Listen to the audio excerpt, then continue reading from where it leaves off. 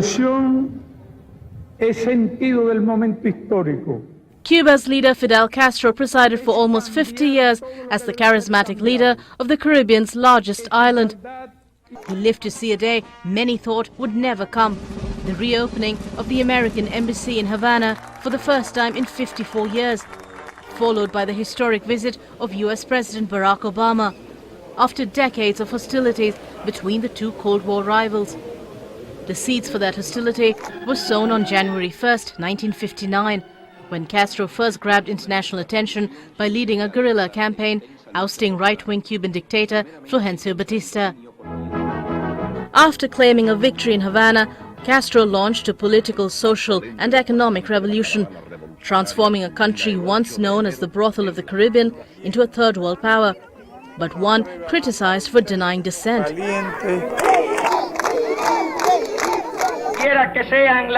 Castro's strong anti-US stance made him the target of several plots by Washington to topple him.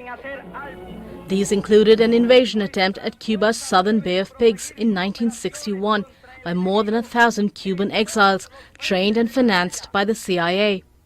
In 1962, the Cuban Missile Crisis sparked a new round of hostilities after Castro allowed the Soviet Union to build a missile base in Cuba.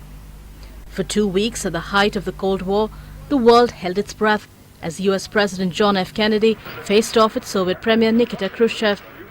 Tensions finally eased when Khrushchev announced he would dismantle the missile installations in Cuba.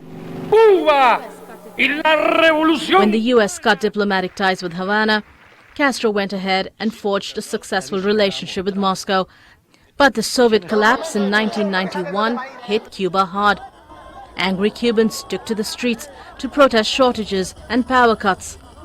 Castro responded to the crisis, reluctantly allowing limited private enterprise and legalizing the US dollar. But his arch enemy continued to be the United States. Tensions rose again in 1999, when then 5-year-old Cuban castaway Elian Gonzalez became the subject of an international custody battle in Miami. Castro launched a campaign for Gonzalez to be returned to his family in Cuba, while other relatives fought to keep him in the United States. And in 2000, the young boy was reunited with his father in Cuba. Concerns first rose over Castro's health in 2001 after he fainted at a mass rally. And in 2006, the longtime dictator, suffering from intestinal problems, handed over power to his brother Raúl Castro.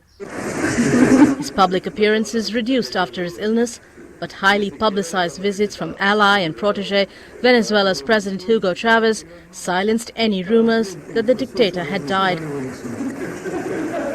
In 2014, Castro was photographed with Vladimir Putin during the Russian leader's visit to Havana in July. And in September 2015, he was seen meeting with Pope Francis during the pontiff's historic trip to the island nation. The two men are said to have discussed religion and world affairs. Castro's legacy is likely to be debated by historians. He was hailed by admirers for promoting social reform and stamping a small country's mark on the world, but reviled by critics as a dictator who forced communism on a reluctant Cuba. Few, however, doubt Castro's political achievement in holding power since 1959, despite the opposition of 10 US presidencies.